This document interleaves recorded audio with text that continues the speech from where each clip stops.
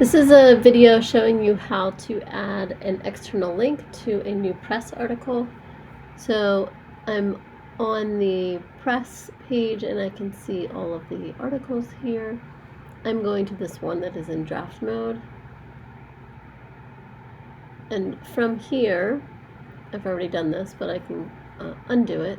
So you'll get to this page with a title, the details, and then you're going to go ahead and click select link.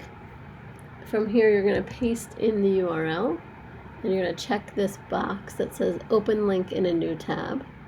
This ensures that a new tab will open so that they don't navigate away from your website when they're going to these press articles.